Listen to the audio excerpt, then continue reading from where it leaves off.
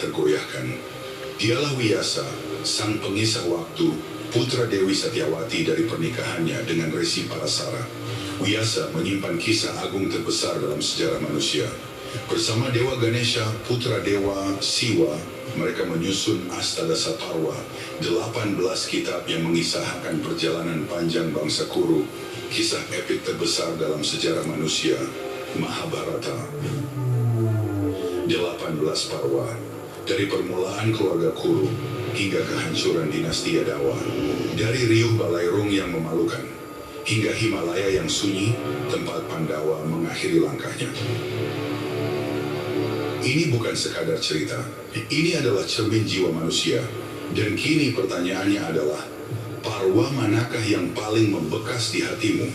Apakah saat Draupadi dihina, saat Bhisma tumbang, ataukah ketika Yudhishthira menolak masuk surga tanpa anjing setianya? Tulis pendapatmu di kolom komentar. Karena kita akan mengupas setiap parwa satu demi satu, membongkar makna-makna tersembunyi dengan cara yang belum pernah kau dengar sebelumnya. Bersiaplah, karena Mahabharata bukan hanya tentang kisah kehidupan, strategi, pelajaran etika, dan moral. Tapi jauh melampaui itu semua, Mahabharata adalah tentang aku, kamu, kalian, dan mereka semua. Mahabharata adalah cermin tentang kisah diri kita semua. Mari kita mulai perjalanan kita dari parwa yang pertama.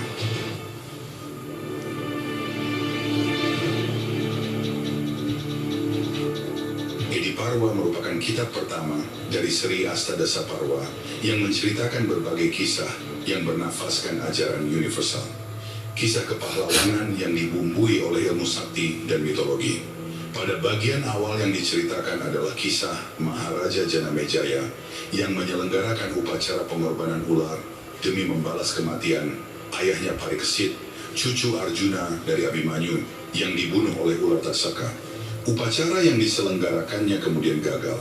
Untuk menghibur sang raja, Bagawan Waisampayana menuturkan sebuah kisah tentang para leluhur sang raja, kemudian beralih kepada cerita pemutaran Mandaragiri, kisah Sang Garuda dan para naga, kisah Bagawan Domya, kisah para raja besar, leluhur para Pandawa dan Kurawa, seperti Raja Yayati, Bharata, dan Santanu. Selain itu, kitab Adiparwa juga menceritakan kisah kelahiran Rsi Wiyasa, penyusun kitab Mahabharata. Kisah masa kecil Pandawa dan Kurawa, kisah para Pandawa mendapatkan Draupadi sebagai istri mereka atas kemenangan Arjuna. Kisah Arjuna yang mengasingkan diri ke hutan kemudian menikah dengan Chitrangada, Ulupi, dan Subadra, serta kisah lahirnya Abimanyu, putra Arjuna dengan Subadra. Setelah pondasi ditetapkan di Adiparwa, kisah Mahabharata memasuki babak baru yang syarat dengan ketegangan, tipu daya, dan harga diri yang diuji.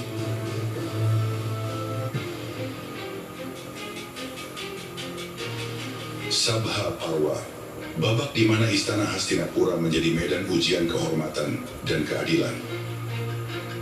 Di tengah kemegahan istana, sebuah perjamuan besar diselenggarakan oleh Raja Yudhishthira yang baru saja berhasil membangun kembali kekuasaannya bersama saudara-saudaranya setelah masa kelam pengasingan.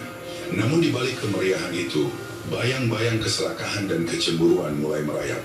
Duryodhana, putra Dhritarashtra yang ambisius dan penuh dendam, tak pernah bisa menerima kebangkitan Pandawa. Ia merancang sebuah rencana licik yang akan mengubah segalanya. Sebuah permainan dadu yang disusupi kecerdasan dan strategi Raja Gandhara Shakuni. Yudhishthira diundang dalam permainan itu. Tapi permainan dadu ini bukan sekadar perjudian biasa. Dengan tangan gelap Shakuni, dadu-dadu itu menjadi alat penghancur nasib. Satu demi satu, Yudhishthira kehilangan harta, kekuasaan, bahkan kebebasan saudara-saudaranya. Yang paling menyakitkan adalah ketika ia mempertaruhkan kehormatan istrinya, Draupadi. Di tengah perjamuan itu, Draupadi dibawa ke tengah istana. Di hadapan para raja dan bangsawan, ia dipermalukan dan dihina. Semua pakaiannya dilucuti, namun keadilan belum mati. Krishna turun tangan dengan mukjizatnya, melindungi Draupadi dari kehancuran. Sabha Parwa bukan hanya tentang dadu dan pengkhianatan. Ini adalah cermin dari keserakahan manusia, kelemahan hati, dan bagaimana harga diri dapat direnggut dengan licik. Dendam mulai menyala di hati Pandawa, terutama Bima, yang bersumpah akan membalaskan penghinaan itu dengan darah dan amarah. Setelah kehancuran harga diri dan permulaan pengasingan, Mahabharata membawa kita ke babak yang penuh keheningan.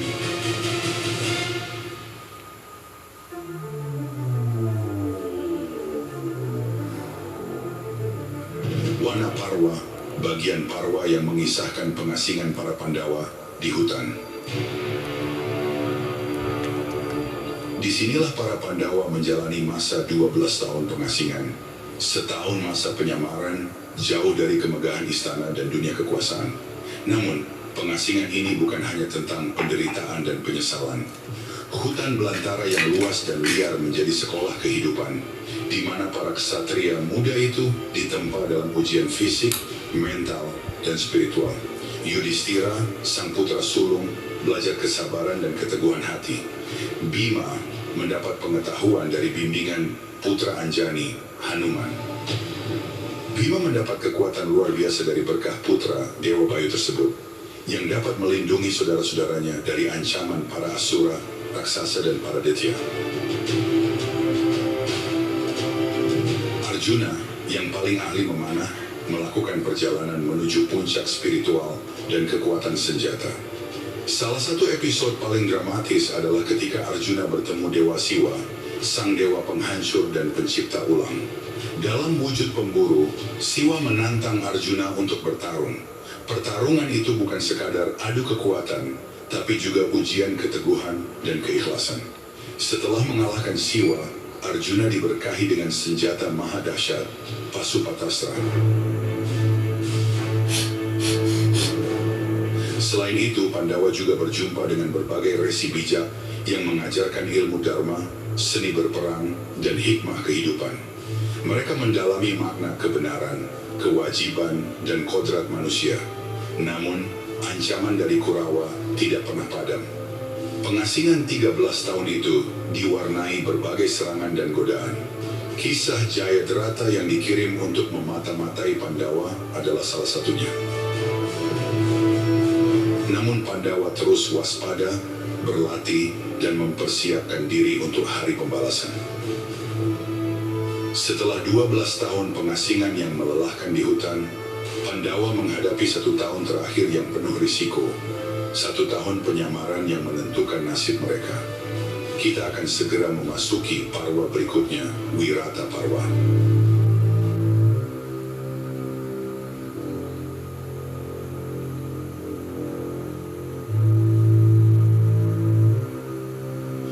Wirata Parwa adalah kisah tentang kelicikan, keberanian, dan ketabahan. Pandawa memilih kerajaan Wirata sebagai tempat persembunyian mereka. Mereka harus menyembunyikan jati diri dan kekuatan mereka, hidup sebagai orang biasa di tengah bahaya yang mengintai. Yudhistira memerankan diri menjadi penasihat Raja Wirata. Bima mengganti identitasnya menjadi balawan yang dikenal dengan kekuatan luar biasa, berperan sebagai juru masak dan tukang kebun. Arjuna dengan kutukan yang membuatnya kehilangan kekuatan memanahnya, menyamar menjadi guru tari wanita bernama Prihanala. Draupadi menjadi Sailandri sebagai pelayan Ratu Sudesna di istana. Dia tetap menjaga kewibawaannya dalam diam. Nakula dan Sadewa yang mewarisi kemampuan Dewa Kembar Aswini Kumara bertugas merawat kuda dan sapi istana. Namun kedamaian itu hanya semu. Kurawa yang sudah mendengar bisik-bisik tentang keberadaan Pandawa melancarkan serangan untuk mengungkap penyamaran mereka. Dalam Wirata Yuddha itu, Arjuna akhirnya mengangkat busur dan panahnya. Tepat di hari terakhir masa penyamarannya, Arjuna membuka jati dirinya, memaksa mundur seluruh pasukan Kurawa. Setelah masa penyamaran yang penuh ketegangan di Wirata, kisah Mahabharata memasuki babak yang menentukan. Udyoga Parwa, babak persiapan perang.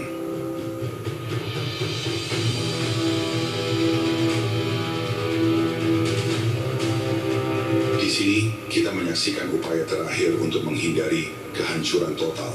Diplomasi dijalankan, utusan dikirim, dan perjanjian ditawarkan. Namun kebencian dan ambisi menghalangi jalan perdamaian. Duryodhana yang telah lama haus kekuasaan menolak segala kompromi. Ia bahkan menolak memberi Pandawa hanya 5 desa kecil. Permintaan sederhana yang bisa menyelamatkan ratusan nyawa. Krishna datang sebagai utusan damai.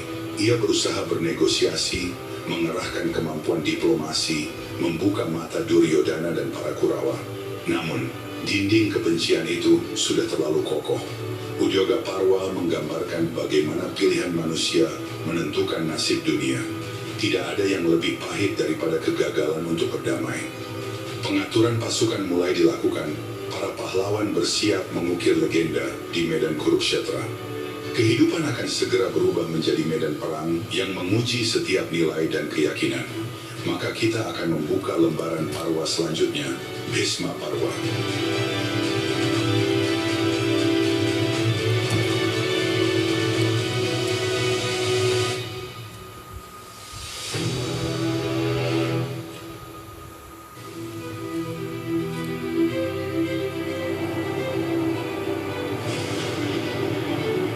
Bhisma Parwa, babak pembuka perang yang akan tercatat dalam sejarah, bukan hanya sebagai pertarungan antara dua kubu pasukan.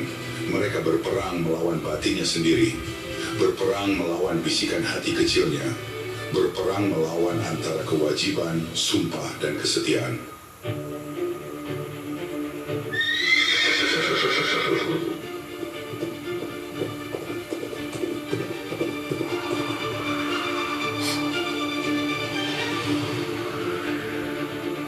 Bhisma, sang Mahapati Agung dan pahlawan tertinggi dari pihak Kurawa, berdiri di garis depan. Ia bukan sekadar prajurit biasa. Ia adalah simbol kehormatan dinasti Kuru yang tersisa. Namun di balik itu, ia juga terjebak dalam dilema batin, berperang melawan saudara dan kerabat yang dicintainya.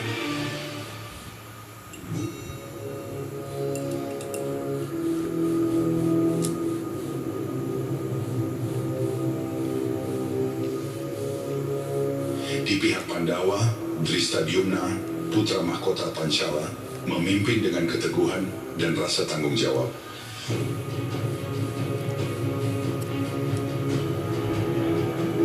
Di momen inilah Arjuna, sang pemanah ulung, menghadapi kebimbangan terbesar dalam hidupnya. Apakah ia rela mengangkat senjata melawan guru dan keluarga?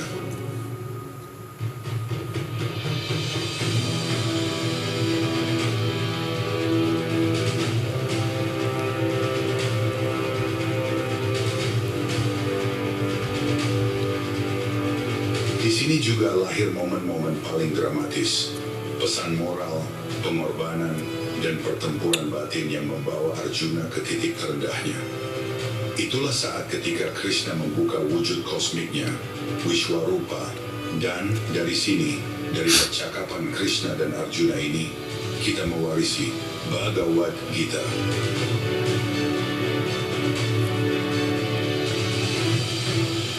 Setelah Arjuna bangkit, pertempuran dimulai dengan guntur dan gemuruh yang mengguncang bumi.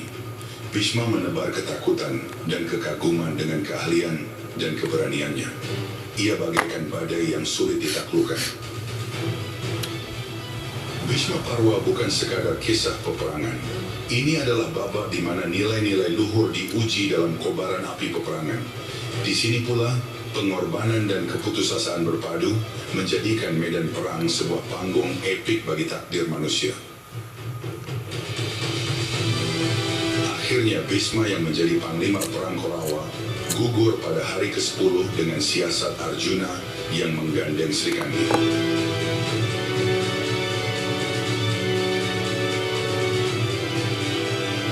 Selanjutnya, kita akan menyelami Drona Parwa, babak di mana guru dan murid bertarung dengan nyawa dan kehormatan sebagai taruhan.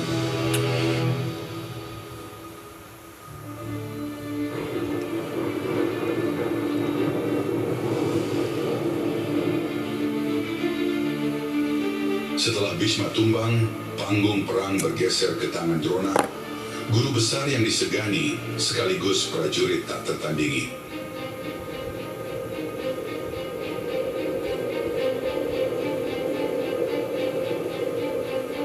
Drona Parwa adalah kisah tentang pengorbanan, kesetiaan, dan konflik batin yang mendalam. Sang Maharati Dronacharya berhadapan dengan murid-muridnya sendiri. Ia mengajarkan ilmu perang yang paling rahasia dan mematikan. Namun di saat yang sama, ia harus menghadapi kenyataan pahit. Ia berperang melawan murid-murid yang dulu ia didik dengan penuh kasih.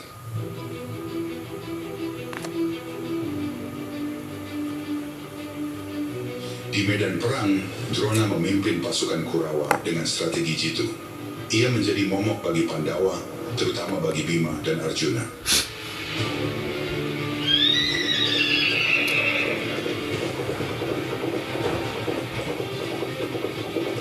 Namun ada momen mengharukan dalam Drona Parwa ketika Duryodhana harus menghadapi teman masa kecilnya, Satyaki. Mereka bertempur sambil memendam rasa rindu masing-masing di dalam hatinya.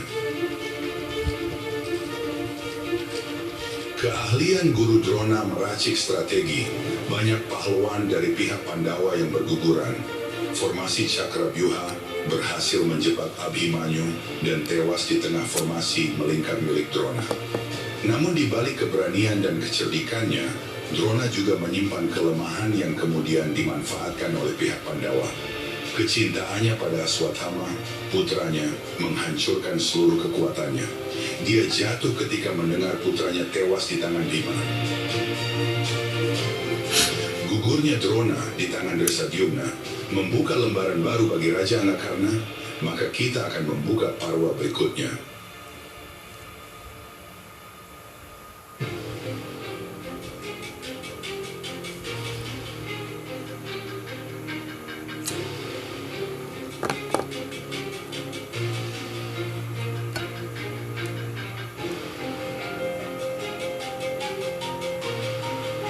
Karna Parwa, babak yang mengangkat kisah seorang pahlawan penuh kontradiksi. Karna, seorang satria yang lahir dari rahim Kunti, dibuang sejak bayi dan dibesarkan di tengah kegetiran. Karna bukan hanya seorang pejuang hebat, tetapi juga simbol kesetiaan dan kehormatan yang tragis. Ia berdiri di sisi Kurawa, bukan karena pilihan bebas, tetapi karena janji dan loyalitas yang tak tergoyahkan. Dalam babak ini, kita menyaksikan keberanian Karna yang luar biasa di medan perang. Kekuatan, strategi, dan keahlian memanahnya hampir tiada banding. Namun di balik keberanian itu, tersimpan luka batin yang mendalam tentang asal-usulnya yang tersembunyi dan penolakan dunia. Diangkatnya Salya dari kerajaan Madra menjadi kusir Karna, termuat dalam bab Karna Parwa ini. Pertarungan Karna dengan Arjuna menjadi pusat perhatian.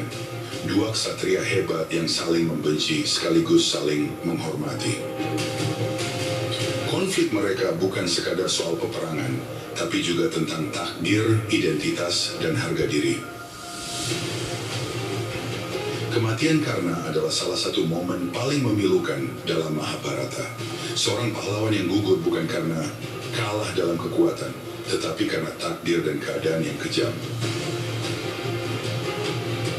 Kematian Karna membuat Duryodhana menyerah dan ingin menyerahkan seluruh kerajaan kepada Yudhishthira. Namun Bima harus menepati sumpahnya. Maka Duryodhana pun bangkit dan kisah berlanjut ke Shalya Parwa.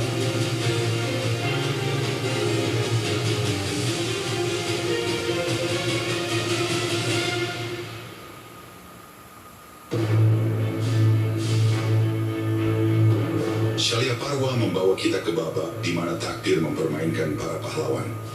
Shalya, Raja Madra yang cerdas dan berani, terperangkap dalam permainan politik dan perang yang rumit. Awalnya Shalya berniat membantu Pandawa karena ia adalah saudara ibu mereka. Namun oleh tipu daya dan keadaan, ia terpaksa menjadi panglima perang Kurawa.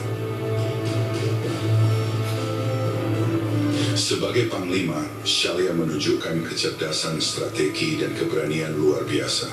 Ia berusaha memberikan perlawanan sengit kepada Pandawa, meskipun hatinya berkecamuk antara loyalitas dan kewajiban. Disinilah duel antara Bima dan Duryodhana berkecamuk.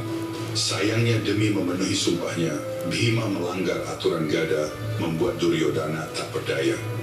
Gugurnya seluruh para Kurawa, tewasnya Salya di tangan Yudhishthira, jatuhnya Duryodhana mengakhiri dari Parwa ini. Dan hanya menyisakan seorang kesatria, Aswathama, dan kisahnya termuat dalam Soptika Parwa.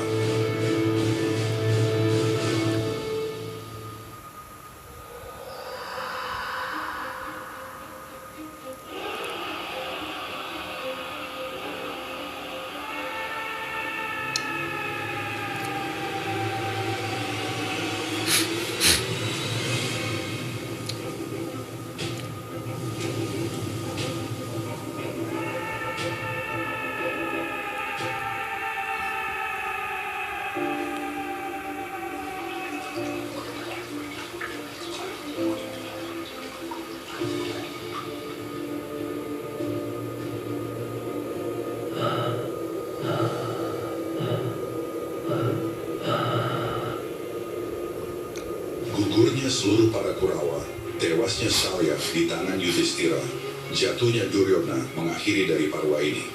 Dan hanya menyisakan seorang kesatria, Aswathama, dan kisahnya termuat dalam Soptika Parwa.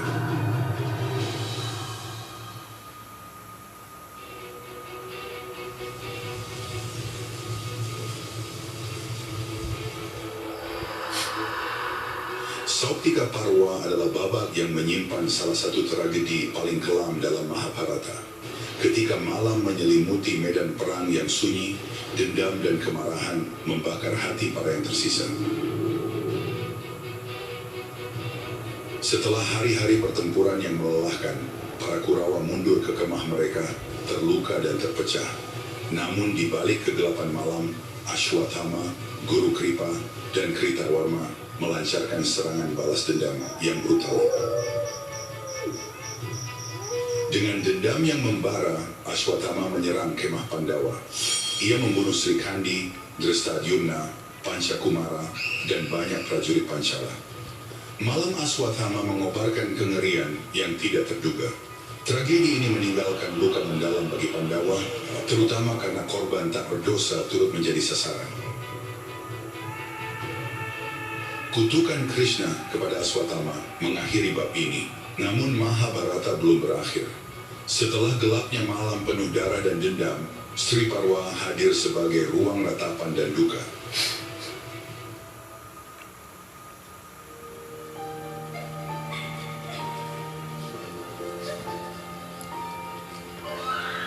Di sini suara para wanita yang kehilangan suami, anak dan saudara menggema dengan pilu. Ratapan mereka bukan sekadar kesedihan, tapi juga sebuah pengingat pahit tentang harga perang yang sesungguhnya. Para wanita dari kedua pihak berkumpul, meratapi kepergian para pahlawan mereka. Air mata mereka mengalir sebagai saksi bisu kehancuran dan kehilangan yang tak terperi. Rasa sakit para wanita jauh lebih perih jika dibandingkan para kesatria yang gugur, luka yang jauh di dasar hatinya. Dari sini maka wajar jika Gandhari melontarkan kutukannya kepada Krishna yang dianggap paling bertanggung jawab untuk kehancuran para Yadawa. Setelah pekik jeritan para wanita dalam Sri Parwa, keadaan sedikit mereda dalam bab selanjutnya, Shanti Parwa.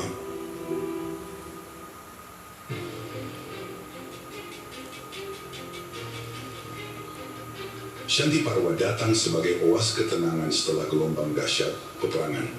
Di sini Bhisma yang terbujur dalam ranjang anak panah Arjuna mempersembahkan pelajaran-pelajaran hidup yang mendalam melalui dialog dan refleksi. Kematian, dharma, dan tanggung jawab menjadi tema utama yang dibahas. Setelah menghadapi perang dan kehilangan, para pahlawan mulai memahami arti sejati dari kekuatan dan keadilan. Dialog antara para tokoh besar membuka wawasan baru tentang bagaimana membangun masa depan yang lebih baik. Disinilah Yudhishthira menyerahkan diri sepenuhnya dalam aliran pengetahuan Maharishi Bhisma.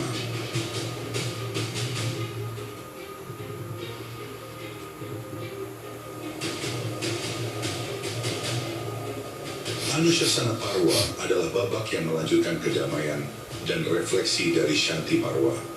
Di sini, Vyasa dan para tokoh besar mengajarkan aturan, etika, dan nilai-nilai moral yang harus dipegang teguh oleh setiap individu dan masyarakat. Petuah tentang keadilan, pengendalian diri, dan kewajiban sosial menjadi pondasi untuk membangun kembali dunia yang telah porak-poranda. Di tengah reruntuhan perang, harapan disemai lewat ajaran-ajaran ini. Ia menjadi panduan bagi generasi mendatang untuk menghindari kesalahan masa lalu dan menjaga harmoni.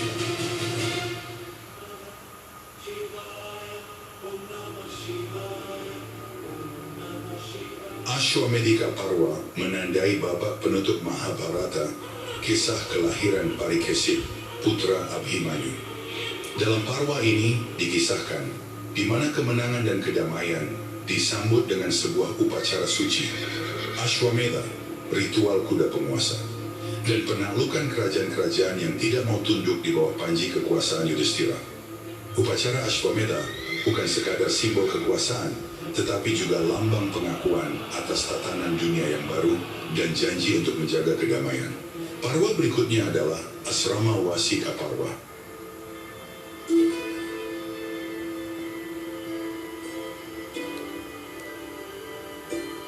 Kitab Asrama Wasika Parwa merupakan kitab ke-15 dari seri Astadasa Parwa.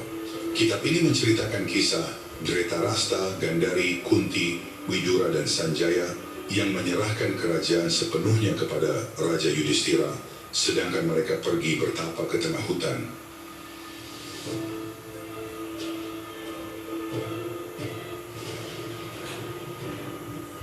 Mausala Parwa adalah babak yang mengisahkan kehancuran besar bangsa Resni, di mana para Yadawa di bawah pimpinan Basudewa Krishna mencapai puncak kejayaannya. Namun sayang mereka justru menjadi sangat angkuh, arogan, dan sangat sombong, hingga kutukan Gandhari dan kutukan dari para Brahmana menjadi kenyataan. Para Yadawa saling menghancurkan, saling membunuh dengan senjata Mausala yang tumbuh di tepi laut, sampai akhirnya Dwaraka tenggelam oleh badai laut Prabhasa. Mausala Parwa juga mengisahkan kematian Krishna karena anak panah seorang pemburu yang bernama Jara.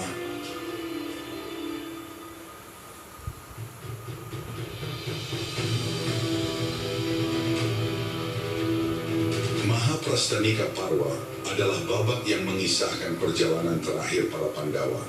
Setelah menobatkan Parikesit sebagai raja, Pandawa memilih pergi meninggalkan kerajaan. Dalam perjalanan menuju puncak Himalaya, Drupadi, dan satu persatu para Pandawa berguguran, hingga menyisakan Yudhishthira seorang diri yang ditemani anjing hitam, mencapai puncak Himalaya. Kisah ini penuh refleksi tentang karma, dharma, dan pembebasan, bahwa kehidupan adalah perjalanan yang harus dijalani dengan penuh keikhlasan dan tanggung jawab.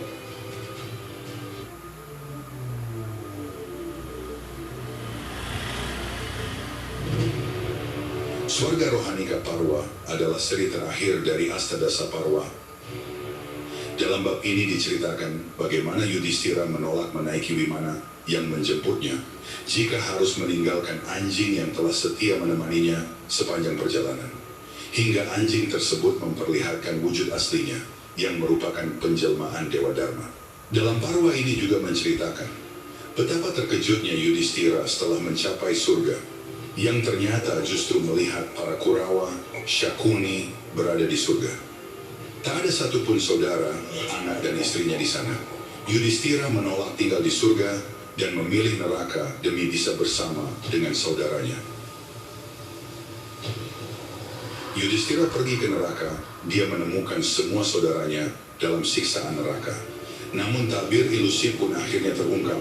Setelah Yudhishthira berhasil melewati semua ujian, para Pandawa dan keluarganya pun akhirnya mencapai surga. Bab ini mengajarkan bahwa kematian bukanlah akhir, melainkan gerbang menuju dimensi yang lebih tinggi. Meskipun Swarga Rohana Parwa merupakan bab terakhir dari Astadasa Parwa, namun masih ada kitab-kitab lain seperti Hariwamsa yang memiliki keterkaitan dengan Parwa Mahabharata. Hariwamsa Parwa adalah penutup dari seluruh saga Mahabharata. Di sini, kita melihat warisan yang ditinggalkan para pahlawan, kisah keluarga dan keturunan yang akan meneruskan roda kehidupan. Kisah ini membawa kita kembali ke akar, asal-usul dan keturunan Basudewa Krishna, yang menjadi simbol harapan dan pembaruan. Warisan Dharma, keberanian, dan kebijaksanaan akan terus mengalir melalui generasi demi generasi. Dengan ini, perjalanan kita menyusuri Astadasa Parwa Mahabharata telah selesai. Terima kasih telah mendengarkan kisah epik penuh makna ini. Sekarang, saya ingin tahu, menurut Anda,